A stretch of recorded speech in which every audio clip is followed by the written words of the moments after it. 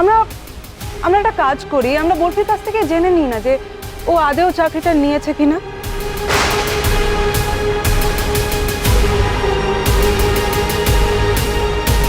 আরে চুপ করে আছো কেন তুমি? বলো তুমি চাকরিটা নিয়েছো কি নাওনি, বলো বরফি। ওরে ধিঙ্গি, বলে দে ধিঙ্গি তুই চাকরিটা নিসনি, না হলে তোকে ছাড়বে না কিন্তু। নিয়ে দে বল। আরে বরফি তুই বলে দে না। আমরা আসলে তোকে দিয়ে কথাটা স্বীকার করাতে চাইছি এই জন্য যাতে দেবিনার মুখের ওপর আমরা সত্যিটা বলতে পারি। একদম সর্দার, তোর ওপর একটা মিথ্যে আরোপ দিচ্ছে, মিথ্যে অপবাদ প্রমাণ করে দে, বলে দে। একদম বলে দে। দূর বাবা, বল না, চুপ করে আছিস কেন?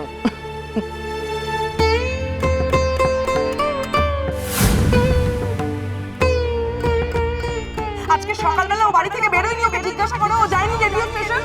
গেছিল তো, ও গেছিল অভিষেক দত্ত চৌধুরীর মুখে চাকরিটা ছুঁড়ে দিয়ে আসতে। নিয়েছি। আমি চাকরিটা নিয়েছি।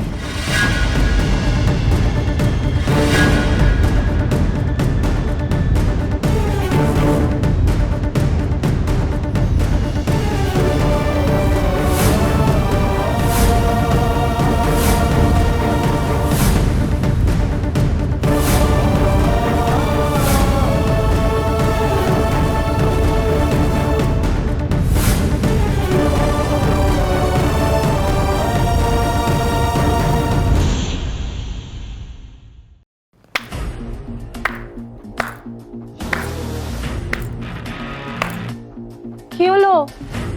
এবার তো আমার হাততালি দেওয়ার পালা, তাই না? আর আপনাদের সবার বরফিকে চিনে নেওয়ার পালা।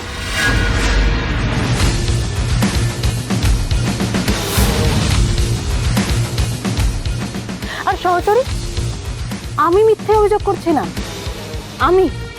আর এই যে বড় পিসিমা, কি যেন বলছিলেন আপনি? আমার নাকি বরফির মতন হতে 7 জন্ম লাগবে। আমি তো শত্রুতাও খোলাখুলি করি। বরফির মতো লুকিয়ে চুরিয়ে কিছু করার স্বভাব আমার নেই।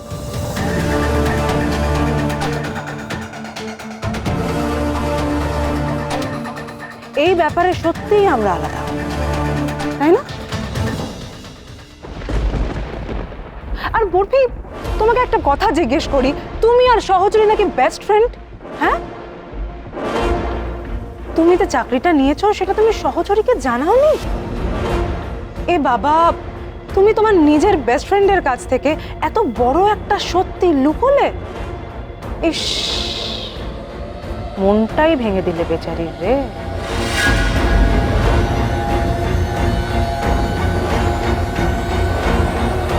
বিশ্বাস ভাঙার কি আছে? লুকিয়ে গেলি কেন রে? বলতেই তো পারতিস আমায়। আমি কি তোকে আটকাতাম? বরং আমি তো তোকে বলেছিলাম যা গিয়ে চাকরিটা নে। তুই যদি কে চাকরি নিতিস আমি তো সব থেকে বেশি খুশি হতাম রে। আমাকে তুই অন্য কথা বলেছিলিস, তাই তো আমি দেবিনাকে অনেক কথা শুনিয়ে ফেললাম। আসলে লুকিয়ে গেলে কি হয় বলতো? ওই দেবিনা বললো না, সত্যি বিশ্বাসে একটু আঘাত লাগে। লুকিয়ে না গেলেই পারতিস বোধহয়।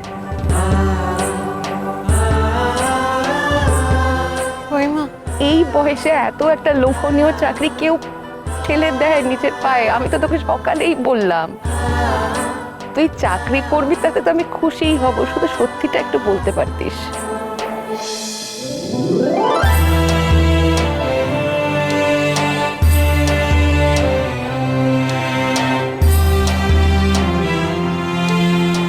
চাকরিটা যখন তুই নিয়েছিস তখন সেটা আগে বললি না কেন? কেন আবার? নিজের অকারণ প্রশংসা শুনবে বলে, তাই না দিদি ভাই? বরফি, তুই যেটা করলি ভেবে করেছিস তো? মানে যে লোকটা মেজদার চাকরি নিয়ে নিল, বড় বৌদির চাকরি নিয়ে নিল, সেই লোকটার দেওয়া চাকরি তুই নিলি, মানে বিবেচনা করে করলি?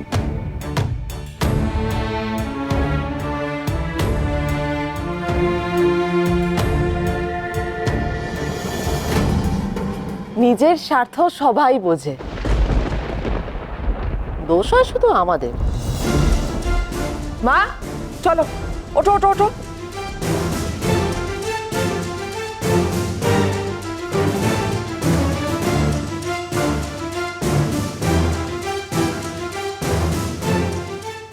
যত সব।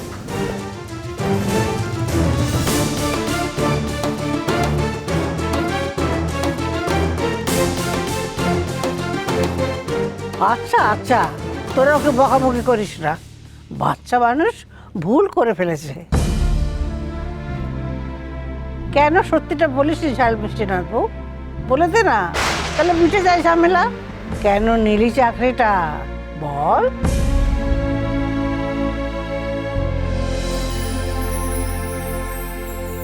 আসল কারণটা কি করে বলি, কি করে বলি সীমাকে যে আমি চাকরিটা না নিলে অন্য কেউ পেয়ে যেত, সেটা আটকাতে চেয়েছি আমি। আর নিজে খারাপ পারফর্ম করে সীমায়ের চাকরিটা সীমাকে ফেরাতে চেয়েছি। এ তো বলা যাবে না, কিন্তু কি বলবো এখন আমি, কি বলবো? কি রে বল।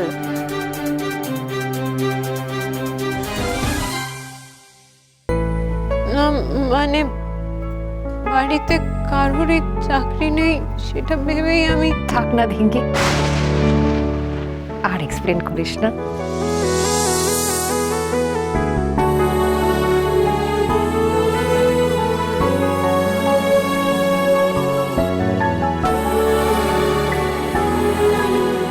সীমা শোন না,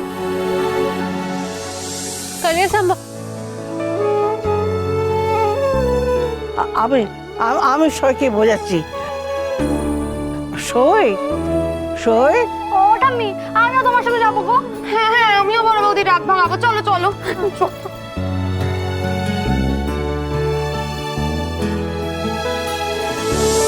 বরফি,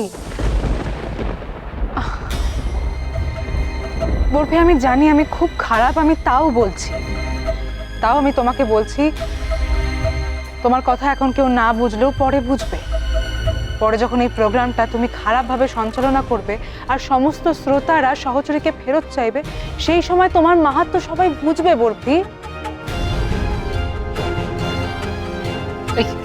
চুপ করো তুমি, একদম চুপ করো।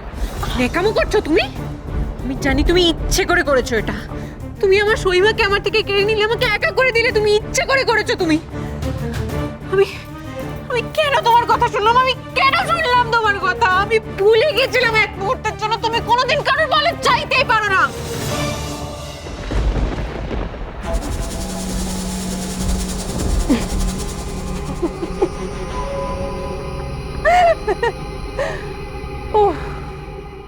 বুঝে গেছো? বেশ, তো চাকরিটা ছেড়ে দাও তাহলে। ছেড়ে দেবো আমি, কালকে আমার শো আছে, কালকে গিয়ে আমি চাকরিটা ছেড়ে দেবো। কন্ট্রাক্টে সই করোনি বরফি?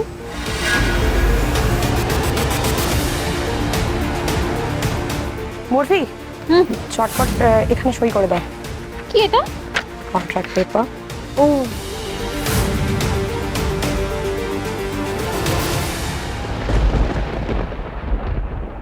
তোমার প্ল্যানটা কি শুনি? আমি ভেবেছিলাম ওই শোটার আরজে হয়ে খারাপ পারফর্ম করব, তারপর শ্রোতারা সবাই বলবে যে কি খারাপ নতুন আরজে এসেছে, আমাদের সহচরীকে ফেরত চাই। আলু পটলের তরকারি, ডিম ভাজা, ভাত, আমি এসব খাই না তো। তোমার যা যা পছন্দ তাই অর্ডার করেছি। আনারসের পোলাও, আনারসের চিকেন আর আনারসের চাটনি। পাইনাপেল রায়তাটা সেদিন আমি অর্ডার করিনি, ওটা ওরা ভুল করে ডেলিভার করে ফেলেছিল। অ্যাবর্শন ক্লিনিকে গেছিলে সেটাও কি তুমি জানতে না? না জেনে অ্যাবর্শন ক্লিনিকে চলে গেছিলে? আমি তবে সহচরী।